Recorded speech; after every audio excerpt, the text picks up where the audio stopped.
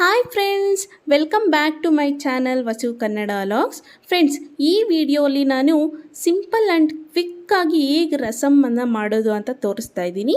ಅದು ತೊಗರಿಬೇಳೆ ರಸವನ್ನು ಸಿಂಪಲ್ಲಾಗಿ ಒಂದು 10 ಮಿನಿಟ್ಸ್ ಸಾಕು ಇದು ಮಾಡೋದು. ಆ್ಯಂಡ್ ಬ್ಯಾಚುಲರ್ ಸಹ ಈಸಿಯಾಗಿ ಮಾಡ್ಕೋಬೋದು. ಆ್ಯಂಡ್ ಅನ್ನಕ್ಕಂತೂ ತುಂಬಾ ಚೆನ್ನಾಗಿರುತ್ತೆ ಹಾಕ್ಕೊಂಡು ತಿಂದರೆ.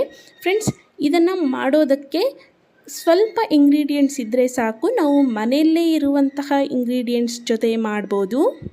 ಬನ್ನಿ ಹಾಗಾದರೆ ಇದು ಹೇಗೆ ಮಾಡೋದು, ಏನೇನು ಇಂಗ್ರೀಡಿಯೆಂಟ್ಸ್ ಬೇಕು ಅಂತ ನೋಡ್ಕೊಂಬರೋಣ.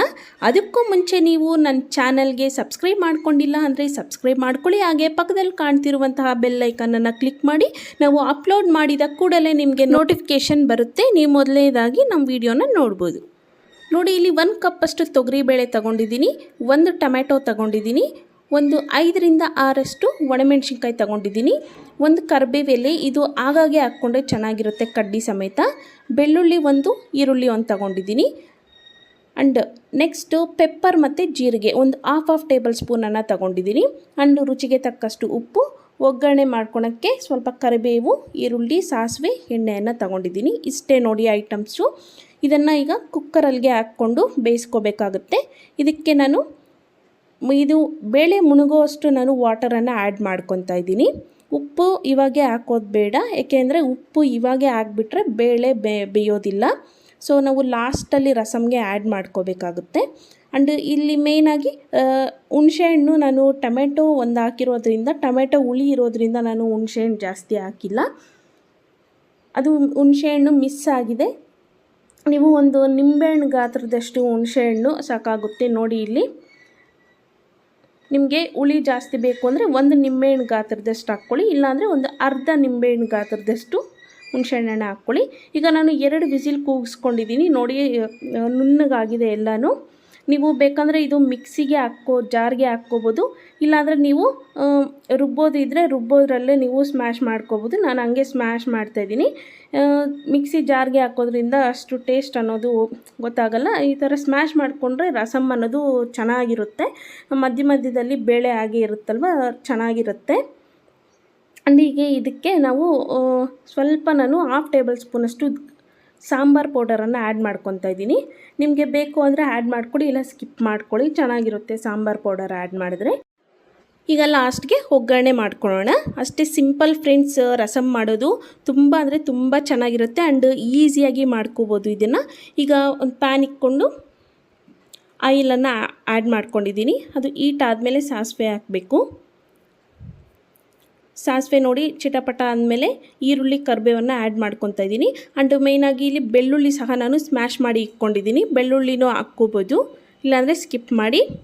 ಇದಕ್ಕೆ ನಾನು ಒಂದು ಹಾಫ್ ಟೇಬಲ್ ಸ್ಪೂನಷ್ಟು ಖಾರದ ಪುಡಿಯನ್ನು ಆ್ಯಡ್ ಮಾಡ್ತಾಯಿದ್ದೀನಿ. ಈ ಥರ ರಸಮ್ ರೆಸಿಪಿಗೆ ಮೇನ್ ಏನು ಅಂದರೆ, ಈ ಥರ ಒಗ್ಗರಣೆಗೆ ನೀವು ಲಾಸ್ಟಲ್ಲಿ ಸ್ವಲ್ಪ ಖಾರದ ಪುಡಿಯನ್ನು ಆ್ಯಡ್ ಮಾಡಿದ್ರೆ ಟೇಸ್ಟೇ ಬೇರೆ ಥರ ಇರುತ್ತೆ. ಒಂದು ಸರಿ ನೀವು ನಿಮ್ಮ ಮನೇಲಿ ಟ್ರೈ ಮಾಡಿ ಈ ಥರ. ನೋಡಿ, ಇಲ್ಲಿ ನಾನು ಆ್ಯಡ್ ಮಾಡ್ಕೊಂಡಿದ್ದೀನಿ. ಫ್ಲೇಮನ್ನು ಆಫ್ ಮಾಡ್ಕೊಂಬಿಟ್ಟು ನೀವು ಆ್ಯಡ್ ಮಾಡ್ಕೊಳ್ಳಿ, ಇಲ್ಲಾಂದರೆ ಬೇಗನೆ ಸೀದೋಗಿಬಿಡುತ್ತೆ ಖಾರದ ಪುಡಿ ಅನ್ನೋದು. ಈಗ ರಸಮ್ಗೆ ಆ್ಯಡ್ ಮಾಡ್ಕೊತಾ ಇದ್ದೀನಿ. ಹಾಗೆ ಹುಣಸೆಹಣ್ಣು ಸಹ ಇದರಲ್ಲೇ ನಾನು ಸ್ಮ್ಯಾಶ್ ಮಾಡ್ಕೊಂಡಿದ್ದೀನಿ. ನೋಡಿ, ಇದು ಈಗ 1 ಕುದಿ ಬರೋವರೆಗೂ ನಾವು ಕುದಿಸ್ಕೋಬೇಕಾಗುತ್ತೆ. ರಸಮ್ಮು ಎಷ್ಟು ಕುದಿಯುತ್ತೋ ಅಷ್ಟು ಟೇಸ್ಟ್ ಅನ್ನೋದು ಬರುತ್ತೆ ರಸಮ್ಮು. ಈಗ ನಾನು ಅದಕ್ಕೇ ಸ್ವಲ್ಪ ವಾಟರನ್ನು ಆ್ಯಡ್ ಮಾಡ್ಕೊತಾ ಇದ್ದೀನಿ. ಸ್ವಲ್ಪ ಗಟ್ಟಿ ಇರೋದ್ರಿಂದ ನಾನು ರಸಮ್ ಅನ್ನೋದು ನೀರಾಗಿದ್ರೇ ಚೆನ್ನಾಗಿರುತ್ತೆ ಅಲ್ವಾ, ಅದಕ್ಕೆ ನಾನು ವಾಟರನ್ನು ಆ್ಯಡ್ ಮಾಡ್ಕೊತಾ ಇದ್ದೀನಿ. ಈಗ ನಾವು ರುಚಿಗೆ ತಕ್ಕಷ್ಟು ಉಪ್ಪನ್ನು ನಾವು ಈಗ ಆ್ಯಡ್ ಮಾಡ್ಕೋಬೇಕು. ಎಷ್ಟು ಬೇಕೋ ಅಷ್ಟನ್ನು ಆ್ಯಡ್ ಮಾಡ್ಕೊಳ್ಳಿ. ಈಗ ಒಂದು ಕುದಿ ಬರೋವರೆಗೂ ಕುದಿಸ್ಕೋಬೇಕು. ಇಲ್ಲಿ ನಾನು ಅರಿಶಿನ ಹಾಕೋದು ಮರ್ತೋಗಿದೆ. ನೀವು ಬೇಕು ಅಂದರೆ ಹಾಕ್ಕೋಬೋದು, ಇಲ್ಲ ಅಂದರೆ ಸ್ಕಿಪ್ ಮಾಡ್ಬೋದು. ನಾನಿಲ್ಲ ಅರಿಶಿನ ಪೌಡರ್ ಅನ್ನೋದು ಹಾಕ್ಕೊಂಡಿದ್ದೀನಿ. ಈಗ ನೋಡಿ, ಒಂದು 5 ಮಿನಿಟ್ಸ್ ಕುದ್ರೆ ಸಾಕಾಗುತ್ತೆ. ರಸಮ್ ಅನ್ನೋದು ರೆಡಿ ಆಗುತ್ತೆ. ಅನ್ನಕ್ಕಂತೂ ತುಪ್ಪದ ಜೊತೆಯಲ್ಲೇ ಹಾಕ್ಕೊಂಡು ತಿಂದರೆ ಸೂಪರಾಗಿರುತ್ತೆ ಈ ಬೇಳೆ ರಸಮ್ ಅಂತೂ. ನೋಡಿ, ಒಂದು ಚೆನ್ನಾಗಿ ಕುದೀತಾ ಇದೆ ರಸಮ್ ಅನ್ನೋದು. ಈಗ ಪ್ರಿಪೇರ್ ಆಗಿದೆ ನೋಡಿ. ಈಗ ಸರ್ವ್ ಮಾಡ್ತಾಯಿದ್ದೀನಿ. ನೀವು ನಿಮ್ಮ ಮನೆಯಲ್ಲಿ ನಿಮ್ಗೆ ಇಷ್ಟ ಆದರೆ ಟ್ರೈ ಮಾಡಿ. ಹಾಗೆ ನಿಮ್ಗೆ ಹೇಗೆ ಬಂತು ಅಂತ ಕಮೆಂಟ್ ಮಾಡಿ ಫ್ರೆಂಡ್ಸ್. ತುಂಬ ಚೆನ್ನಾಗಿರುತ್ತೆ ಆ್ಯಂಡ್ ಟೇಸ್ಟಿ. ಅಂದರೆ ಸಿಂಪಲ್ಲಾಗಿ ನಾವು ಮನೆಯಲ್ಲಿ ಏನೂ ತರಕಾರಿ ಇಲ್ಲ ಅಂದಾಗ ಒಂದು ಟೊಮ್ಯಾಟೊ, ಒಂದು ಈರುಳ್ಳಿ, ಬೆಳ್ಳುಳ್ಳಿ ಇದ್ದರೆ ಸಾಕು. ಈ ರಸಮ್ ಈಸಿಯಾಗಿ ಪ್ರಿಪೇರ್ ಆಗಿಬಿಡುತ್ತೆ. ನಿಮಗೂ ಇಷ್ಟ ಆಗುತ್ತೆ ಅಂದ್ಕೊತೀನಿ. ಈ ವಿಡಿಯೋ ನಿಮಗೆ ಇಷ್ಟ ಆಗಿದರೆ ಲೈಕ್ ಮಾಡಿ, ಶೇರ್ ಮಾಡಿ, ಕಮೆಂಟ್ ಮಾಡಿ. ಹಾಗೆ ನಿಮ್ಮ ಫ್ರೆಂಡ್ಸ್ ಜೊತೆನೂ ಶೇರ್ ಮಾಡಿ. ಮತ್ತು ಇದೇ ಥರ ಮತ್ತೊಂದು ರೆಸಿಪಿ ಜೊತೆ ನಿಮ್ಮ ಮುಂದೆ ಬರ್ತೀನಿ. ಹಾಗೆ ನಮ್ಮ ಚಾನಲ್ಗೆ ಇನ್ನೂ ಸಬ್ಸ್ಕ್ರೈಬ್ ಮಾಡಿಲ್ಲ ಅಂದರೆ ಸಬ್ಸ್ಕ್ರೈಬ್ ಮಾಡ್ಕೊಳ್ಳಿ. ಹಾಗೆ thanks for watching my video. Thank you.